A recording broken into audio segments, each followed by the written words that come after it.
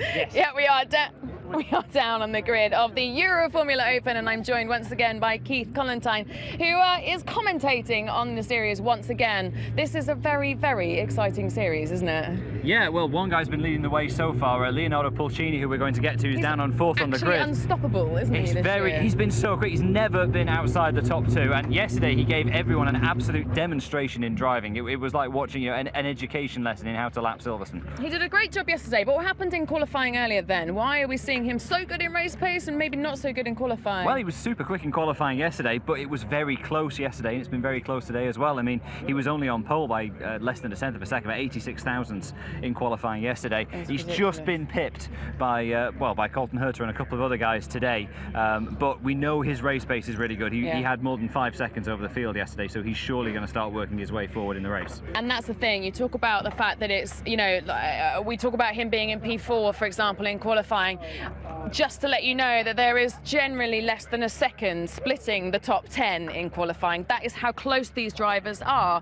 And this is a real feeder, isn't it, for Formula One land. It is part of the FIA super license, and these are good pedalers, aren't they? Yeah, they're great. I mean, the great thing about this championship is it gives drivers one of the most cost-effective ways to get behind the wheel of a high downforce Formula 3 car and race at proper Grand Prix circuits, and getting the genuine experience of racing at the top tier 1 circuits is really important. I'm going to try and jump in with Colton. Colton, I'm just going to try and have a quick word with you. You are sitting pole position, a very nice place to be. What's your strategy? Win. Get a good start and then pull away from there. Are you feeling positive? Yeah, I have the team behind me, I have the car behind me, and I think we could do it today. You know, are keen to shave some points off Leonardo. He is a very, very difficult force to contend with. He's currently sitting in P4. What do you think? Are you going to be looking in your wing mirrors, so to speak, or are you just literally focused on getting forward and just trying to get as many points as you can? I'm just focusing on moving forward and pulling a gap. Great stuff. Powers on. No pressure for Colton there, but he has just got to get off that line like lightning. Yeah, well, of course, the really interesting thing we've got here is both the drivers on the front row of the grid are yet to win a race this year. Antonio Patak here was up on the podium for the first time yesterday, and he's parlayed that into a really good qualifying result up on the front row, the Polish driver. So, you know, either one of these two drivers could be about to score their first wins.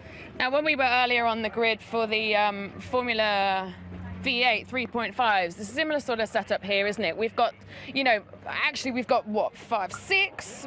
In Ahmed is in P6. We've got 6 of the best drivers in this championship all sitting up here. They've got, you know, a short straight into that first corner. It's going to be really close. It's really hard to gain positions off the start, particularly in this type of car. But I think we could have a very lively first lap and run down the Hanger straight, particularly because the wind's picking up quite a bit. That does generally help them get a bit of a slipstream. We didn't see that much passing in the race yesterday, but it could change today.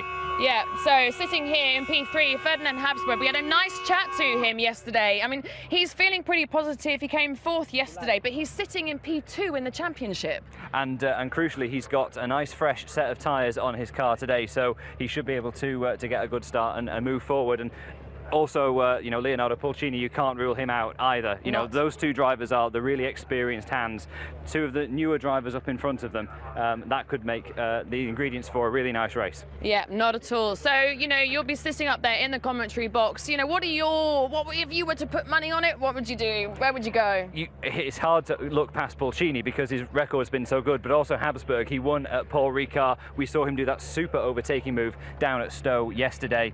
He could definitely be one to keep an eye on. Yeah. So you push me, I'm going to go with Habsburg. Yeah, well, we've had 3 rounds of fantastic racing, and Silverstone is proving to be exactly the same. Let's head to you, Ben. Some racing. Abdullayev